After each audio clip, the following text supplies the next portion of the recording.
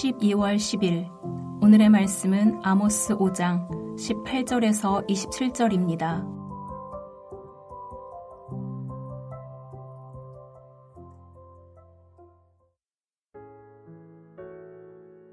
화 있을진저 여호와의 날을 사모하는 자여, 너희가 어찌하여 여호와의 날을 사모하느냐? 그날은 어둠이요 빛이 아니라 마치 사람이 사자를 피하다가 곰을 만나거나 혹은 집에 들어가서 손을 벽에 대었다가 뱀에게 물림 같도다. 여호와의 날은 빛없는 어둠이 아니며 빛남 없는 캄캄함이 아니냐. 내가 너희 절기들을 미워하여 멸시하며 너희 성회들을 기뻐하지 아니하나니 너희가 내게 번제나 소제를 드릴지라도 내가 받지 아니할 것이요 너희의 살찐 희생의 화목제도 내가 돌아보지 아니하리라. 내 노랫소리를 내 앞에서 그칠지어다. 내 비파 소리도 내가 듣지 아니하리라. 오직 정의를 물같이 공의를 마르지 않는 강같이 흐르게 할지어다. 이스라엘 족속아, 너희가 40년 동안 광야에서 희생과 소제물을 내게 드렸느냐?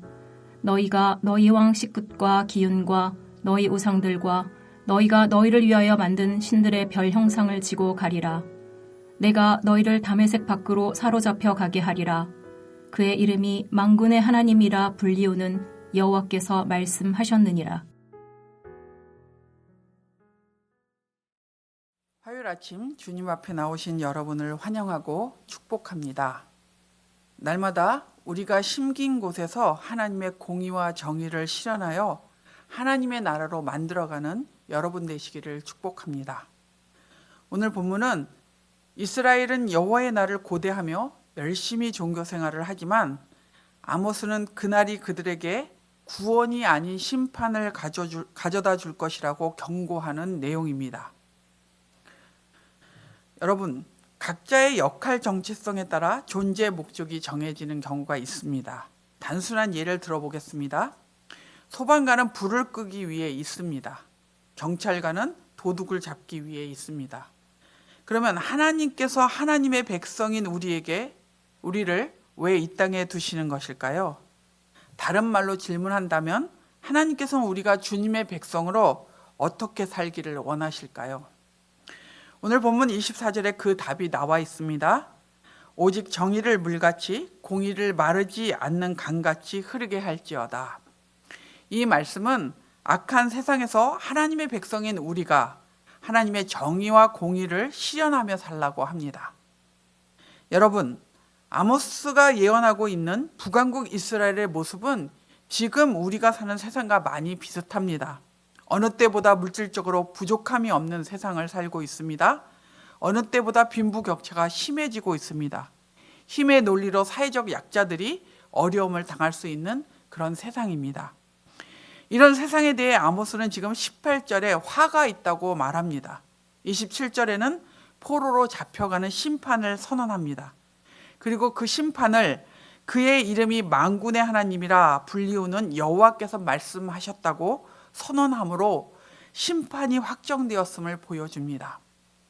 오늘 본문에서 아모스는 북왕국 이스라엘이 하나님의 공의와 정의는 놓치고 잘못된 생각을 하고 있음을 고발하고 있습니다. 첫 번째 잘못된 생각은 여호와의 날에 대한 것입니다. 이스라엘이 기다리던 여호와의 날에 대한 신념은 여호와의 날은 여호와께서 빛과 승리와 영광으로 나타나시는 날이었습니다. 그러나 오늘 본문 18절과 20절을 보면 그들의 기대와 달리 그 날은 빛의 날이 아니라 어두움의 날이었습니다. 여호와의 날에는 여호와께서 직접 개입하시는 날입니다.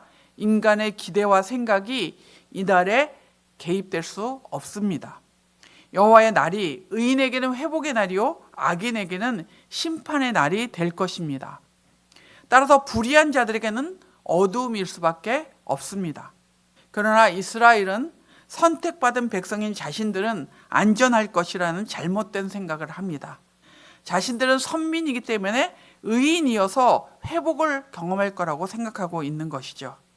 특히 그들이 누리는 부와 넓은 영토는 이런 착각을 부추기고 있습니다. 하지만 19절에 아모스 선지자는 선언합니다. 사자를 피했더니 곰을 만나고 집에 돌아와 벽에 손을 대니 뱀에 물리는 형국으로 여호와의 날을 피할 수 없음을 선언합니다.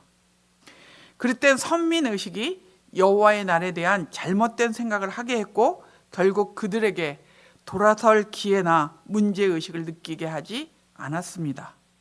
두 번째 잘못된 생각은 절기와 예배에 대한 것입니다. 21절에서 23절을 보면 이스라엘은 절기를 지키고 하나님께 정한 대로 제물을 바치며 하나님을 찬양합니다. 자기 힘에 부치도록 정성을 다해 예배했습니다. 그런데 하나님께서는 그 제사를 받지 않으셨습니다. 거부하셨습니다. 왜요? 희생 제물과 소제가 신앙의 본질이 아니기 때문입니다. 25절에 광야 40년 동안 희생과 소제물을 드렸느냐고 반문합니다. 이 질문의 핵심은 40년 광야 생활에서 그들이 드린 제사가 하나님의 보호와 은혜의 조건이 아니었다는 것을 말하고 있습니다. 아무리 많은 제사를 드리고 정성을 다한다 하더라도 삶이 정의롭지 못하다면 하나님께서는 그 예배를 받지 않으십니다.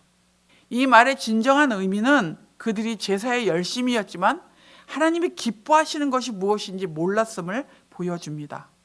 풍요와 자기 만족에 취해 세상의 불의에 침묵하고 소외된 자들의 목소리를 외면했습니다.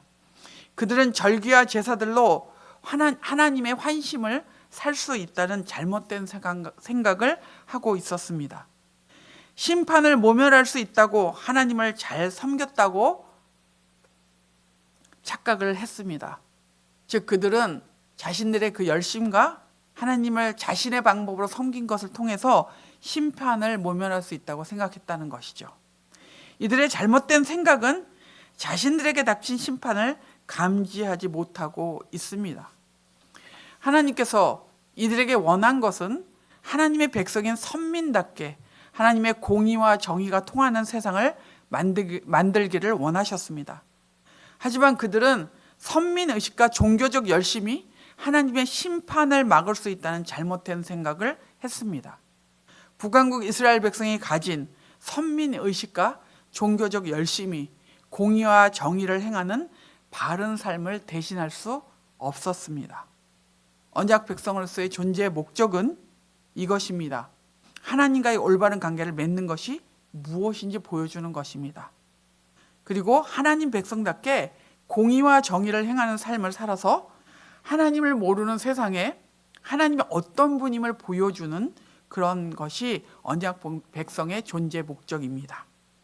그런데 그들은 그것을 놓치고 신앙의 본질을 놓친 채 겉으로 보이는 행위만 신경을 썼습니다.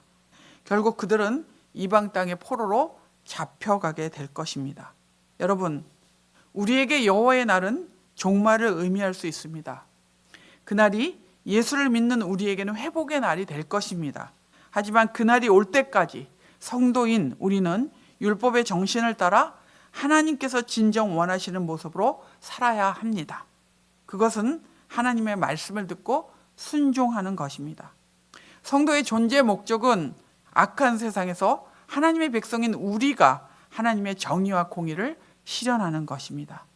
하나님께서는 우리가 이 땅에서 하나님의 공의와 정의를 행하는 믿음의 삶을 살아서 우리가 심긴 세상에 하나님의 통치가 이루어지게 하기를 원하십니다. 하나님의 공의와 정의가 통하는 세상을 만들기 위해 하나님과 친밀한 관계를 유지하십시오. 그리고 형식적인 종교의식을 버리고 하나님께서 받으실 만한 공의롭고 정의로운 삶을 사십시오. 삶 속에 하나님을 진정으로 사랑하고 경배하며 그 말씀에 순종하여 하나님의 공의와 정의가 실현되어 하나님의 나라가 임하는 그런 삶을 사시기를 바랍니다. 혹시라도 오늘 기도하실 때 하나님께서 여러분에게 공의와 정의를 실천하도록 요구하시는 그런 부분들이 여러분 삶 안에 있다면 그것을 오늘 꼭 행하시기를 바랍니다. 악한 세상에서 하나님의 백성으로 하나님의 정의와 공의를 실현하며 살아 하나님께 인정받는 하나님의 사람들이 되시기를 축복합니다. 기도하겠습니다. 살아계신 하나님 아버지, 오늘도 하나님께서 우리와 함께 해주셔서 감사합니다.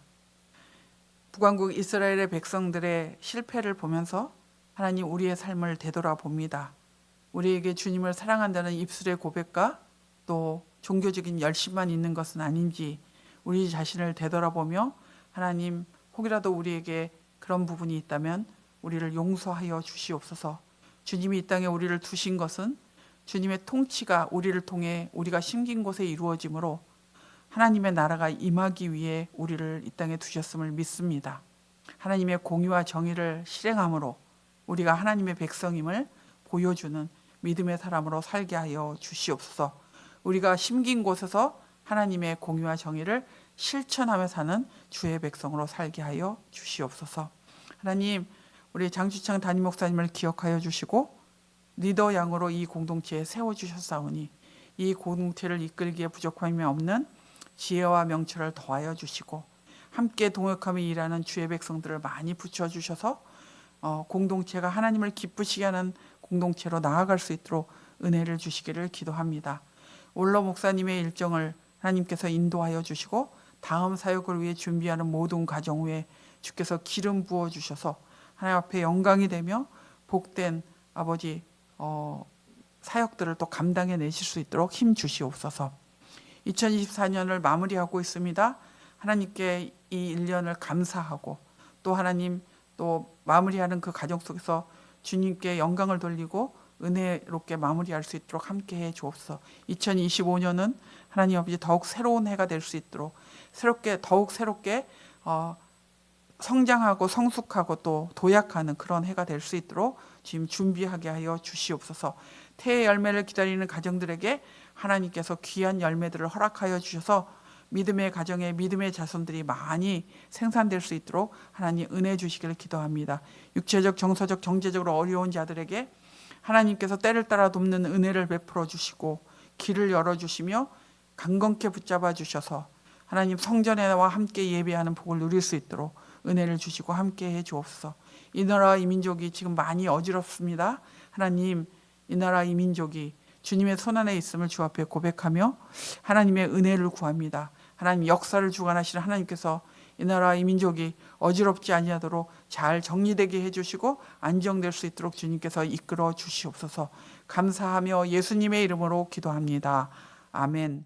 하늘에 계신 우리 아버지여, 이름이 거룩히 여김을 받으시오며 나라가 임하시오며 뜻이 하늘에서 이루어진 것 같이 땅에서도 이루어지이다. 오늘 우리에게 일용할 양식을 주시옵고 우리가 우리에게 죄진 자를 사하여 준 것 같이 우리의 죄를 사하여 주시옵고 우리를 시험에 들게 하지 마시옵고 다만 악에서 구하시옵소서. 나라와 권세와 영광이 아버지께 영원히 싸움나이다. 아멘.